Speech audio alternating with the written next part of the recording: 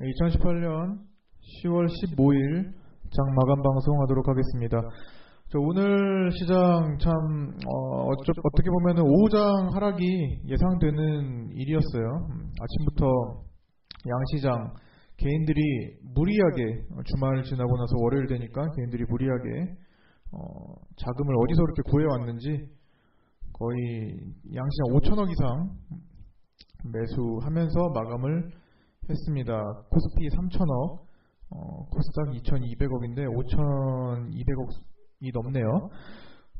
그나마 코스피는 뭐 3,400억까지 찍었다가 조금 줄이면서 끝났고 외국인들이 종가로 좀 잡아줬네요. 코스닥은 투신이 조금 오늘 붙어주는가 했더니 지수가 급격하게 오후장 들어 점심시간 이후에 밀리니까 자체적인 방어에 또 들어가면서 또 388억 매도로 전환되면서 끝났어요. 투신은 지금 자기 방어를 한 지 12거래일째입니다. 투신이 지금 가장 효율적인 매매를 한다고 하는 투자 주체인데 적은 물량으로 뭔가 지수를 어느 정도 영향을 크게 미칠 수 있고 그렇죠? 치고 빠지고도 잘하고 하는데 어쨌든 호가창을 좀 끌어올리면서 사기도 하고 내리면서 팔기도 하고 이런 시장가 매매를 하는 투자 주체예요. 근데 지금 12거래일째 자기 방어하는 모습을 보이고 있어요. 9월 21일부터 지금까지 단 한 번도 매수 마감을 하지 않았습니다. 지금 필요한 거는 어쨌든 투신의 시장 적극적인 매수 가담 100억 이상 최소 100억 이상 들어와 주는 거 종가까지 그리고 개인들이 매도가 좀 필요한데 이틀 동안 10월 11일, 12일에 개인 매도가 상당히 많았습니다. 4천억 정도 합산 4천억이 코스닥에서 나왔는데 오늘 거의 반 이상 다시 되돌려서 개인들이 또 자금을 쓰고 마감을 했습니다. 근데 오늘 거래 대금 자체가 그렇게 많지도 않았고요. 거래 대금 보시면은 평소 대비 굉장히 적어요. 전일, 전전일 그 전에도 계속 흐름 봤을 때 적은 편에 속합니다. 굉장히 거래 대금 자체가. 그러니까 개인들이 오늘 거래 대금을 실질적으로 발생을 시키는 주체가 아니라는 걸 다시 한번 확인하는 거죠. 외국인들이 그냥 오늘은 자전거래나 이런 것들도 많이 줄었고 그냥 전체적으로 쏠림 종목만 쏠려 있고 시장에서 쏠리는 종목에만 쏠려 있고 나머지는 그냥 일반적으로 개인들 매수가 계속 받쳐지고 호가창에 받쳐놨는데 외국인들이 던져서 그게 자연스럽게 매수가 되는 정도의 하루였습니다. 막판에는 이제 외국인과 투신, 특히 투신의 매도 전환 때문에 시장이 거칠게 좀 하락한 것도 있습니다. 근데 중요한 거는 지금 왜 그랬냐 오늘 보안이 전체적인 아시아 증시도 지금 오늘 일본 증시도 좀 많이 빠졌죠. 그러면서 결과적으로 어떻게 됐나? 잠깐만요. 아까 전에 제가 한 2시 정도까지는 1%대 아시아 증시가 현재 일본 증시가 그렇죠. 거의 2% 가까이 빠졌고 상해 종합 지수도 거의 1.5%를 향해 하락을 달려가고 있습니다. 대만도 뭐 1.5%, 뭐 홍콩 1.7%. 대부분 아시아 증시가 지금 많이 빠진 상황이에요. 우리나라 증시는 전일 대비 우리도 1.7%. 그러니까 아시아 증시가 거의 비슷하게 오늘 조정을 보고 있어요. 그런데 그 조정 과정에서 우리나라 수급이 좀 많이 엉망이었던 거고 그렇기 때문에 오늘은 하락이 어찌 보면은 예견할 수 있었던 일이죠. 근데 하락한다고 뭐 무조건 빼는 게 아니라 하락했다가 다시 더 강해지는 흐름을 위에서 하락하는 것으로 보고 조금 대기를 하고 있습니다. 미증시를 좀 봐야 돼요. 오늘 결과적으로 오늘 밤 미증시가 중요해졌습니다. 이제 키를 좀 갖고 있는데 지금 미국 선물 지수 자체가 나스닥 선물이 장중에 조금 빠지다가 지금은 조금 서서히 회복하고 있어요. 그러나 그래도 약세예요.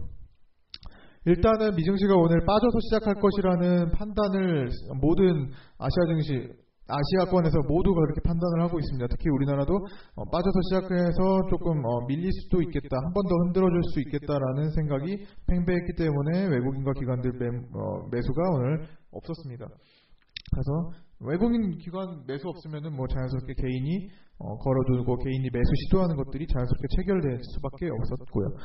뭐 그런 하루였습니다. 그래서 굉장히 지지부진했는데 뭐 그러면서 특정 종목군들 뭐 10% 이상 종목들 15종목 정도 보이는데 뭐 그런 것들의 수급이 좀 강하게 쏠린 면도 있지만 그조차도 거래량 자체가 많이 없었어요. 오늘 시장 거래가 많이 줄었기 때문에 오늘 자체는 거의 큰 의미를 두지 않으셔도 될 것 같습니다. 스윙성으로 접근을 하시는 입장에서는, 스윙성으로 보시는 입장에서는 뭐 지금 오늘 같은 날보다는 다음 날 미증시를 보고 밤사이 열리는 미증시를 보고 하단부를 좀 더 밀어서 어느 정도 타점을 확실하게 만들 것이냐 그거에 집중을 하고, 만약에 미증시가 여기서 하락 출발해서 강하게 끌어올리면서 마감을 하면은 사실 갭상승해서 올릴 수도 있습니다. 그러면서 개인 매물을 강하게 오늘 2,500억, 2,200억 매수량을 강하게 뺏어낼 겁니다. 그거는 어쨌든 오늘 밤사이 열리는 미증시의 어떤 흐름에 달려있다, 어느 정도 보시면 될 것 같습니다. 만약에 미증시가 조금 많이 밀려서 끝났다, 그러니까 이전에 2월달처럼 나스닥이 지금 여기서 한번 빠지다가 요 2월달이에요. 이때 자 강하게 한번 빠지고 나서 양봉으로 돌리고 나서 한 번 더 밀어주고 한 번 더 하단부를 강하게 찍은 적이 있어요. 자, 이 과정을 만들 수도 있겠지 않느냐라는 지금 이제 의구심 때문에 지금 오늘 시장이 많이 위축됐던 겁니다. 그런데 만약에 이런 결과를 보여줘도 안 보여주든 어쨌든 어느 흐름을 만들고 다시 꺾어서 다시 올라갈 것이다라고 보는 입장인 거고요. 이거를 한 번 더 강하게 흔들고 가냐 아니면은 그냥 가느냐, 거기에 맞춰서 우리나라 증시도 여기서 같이 한 번 더 밀어주느냐 아니면은 바로 좀 더 반등 장세로 펼쳐지느냐 결정을 할 겁니다. 그렇기 때문에 오늘 거래를 굉장히 줄인 상태에서 관망 모드가 대부분이었고, 그러면서 매도세가 조금 일어났습니다. 관망하면은 사실 보유한 주식은 그대로 있기 때문에 팔고자 하는 사람밖에 없어서 결국에는 주가는 보통 일반적으로 내려가는 게 정상입니다. 가만히 놔두면요. 그래서 오늘은 사실 월요일장을 관망을 하려고 했는데 참 불편하게 관망을 했어요. 어쨌든 오늘 조정 장세를 어느 정도는 하단부를 좀 찍을 것으로 예상을 한 터라 관망을 좀 하고 싶었는데 불편하게 관망한 날이었습니다. 개인들 매수가 너무나 많이 들어왔기 때문에 사실 수급이 좀 편안한 상태였다면 투신이 좀 플러스 마감되고 가면 좀 더 편안하게 관망을 할 수 있었을 텐데, 그 240분봉에서 여기서 한번 12시 점심시간 때 밥 먹고 있는데 밀리고 나서 다시 이게 저항점으로 바뀌어버린 다음에 밀었죠.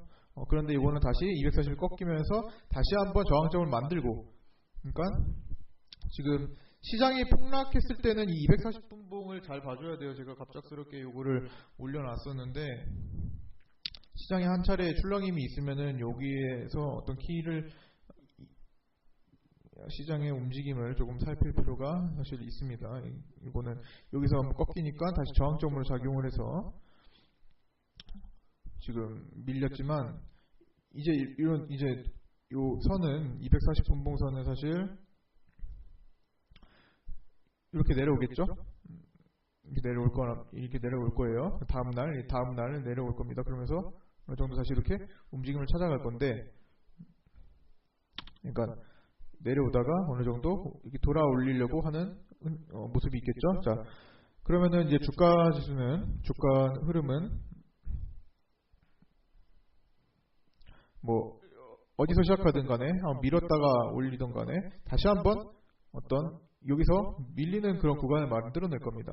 자, 그러고 나서 본격적으로 돌파해서 상승을 해서 다시 한번 이걸 지지선으로 만들었을 때, 다시 한번 이런 것처럼 지지라인을 한 번 더 만들었을 때는 이제 거기가 핵심 전환점이 될 수 있다고 판단하시면 될 것 같습니다. 일단 지금 밀리는 거는 사실 우리 장의 문제가 아니라 수급과 해외 증시에 달려 있는 상태이기 때문에 다음번에 지지받고 어떤 전환점을 만들 수 있는 것을 기다려 볼 필요가 있을 것 같아요. 그리고 오늘 막판에 장 마치기 전에 오늘 남북 고위급 회담이 있었죠. 그러면서 결과가 좀 나왔는데 이제 철도 착공식을 한대요.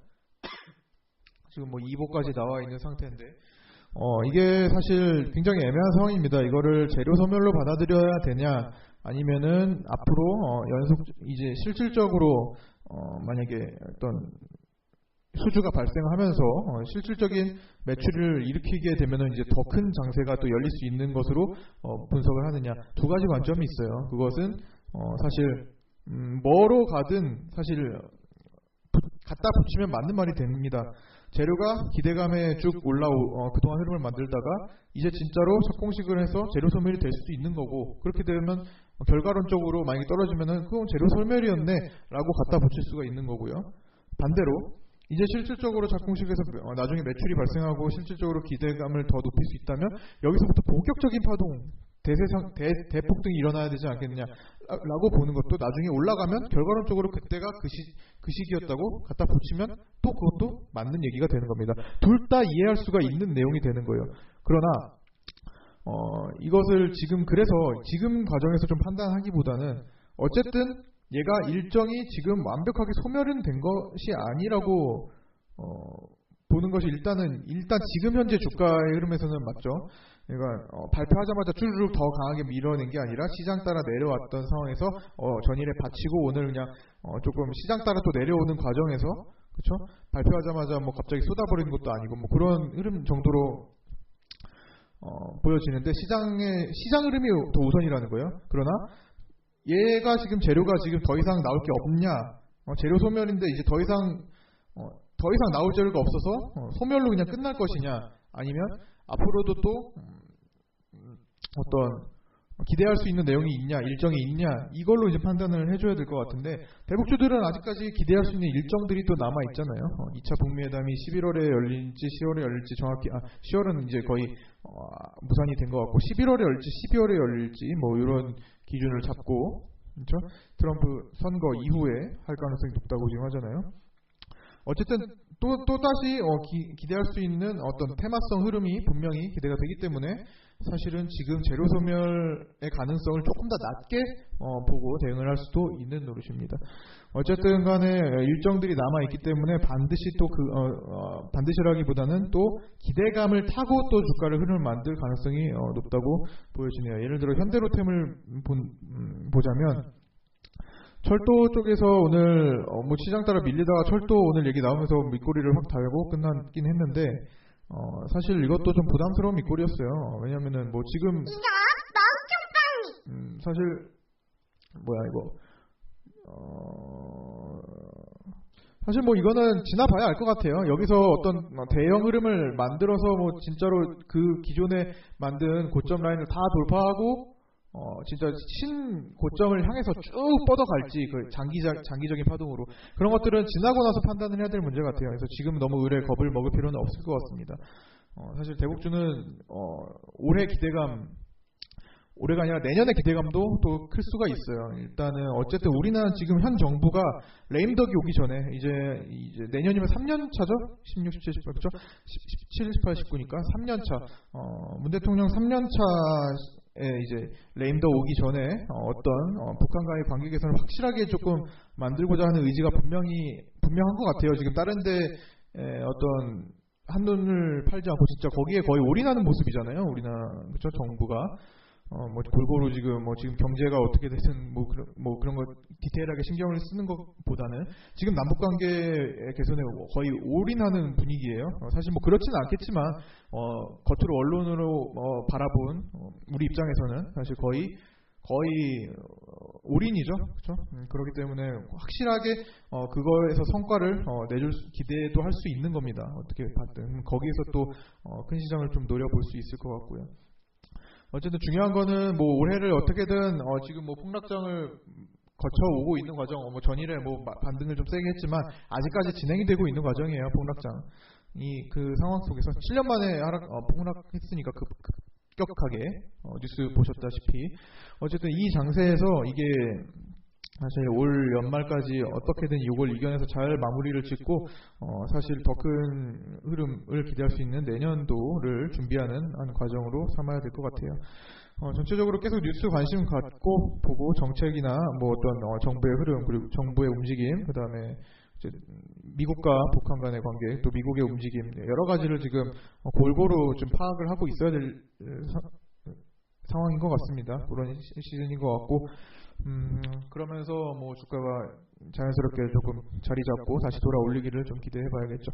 자, 오늘은 이 정도로 마치고요. 뭐 특별하게 오늘 뭐 주도 섹터가 있었던 것도 아니에요. 골고루 그냥 개별적으로 조금 움직임이 좀 있었고, 뭐 진짜 개별적인 흐름이네요. 뭐 아침에 뭐 수소차가 잠깐 반짝이는 것 같더니 이내 뭐 많이 내려왔고, 개별적인 흐름이 좀 강세였고, 워낙 시장이 수급도 불안정하다 보니까 쏠리는 종목에만 그냥 개별성으로 좀 올렸고, 전체적으로는 당연히 바이오의 일반적인 종목들이나 대북주 일반적인 종목도 다 종가까지 밀어내면서 끝난 하루였습니다. 자, 내일 미증시에 따라서 하단부를 더 찍을 수 있을 텐데, 자, 거기서 전환되면서 수급이 정돈되는 상황을 보고 거기가 핵심 포인트라고 생각을 또 하셔도 됩니다.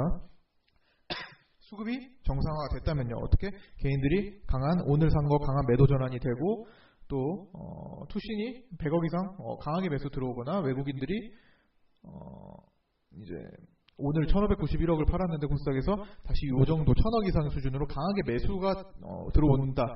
이러면서 시장이 어떤 저점을 강하게 밀었던 것을 딛고 한번 올라오기 시작한다. 거기가 터닝 포인트가 될 수 있다는 점을 일단 말씀드리고요. 단 수급이 모든 조건이 같이 맞아줘야 돼요.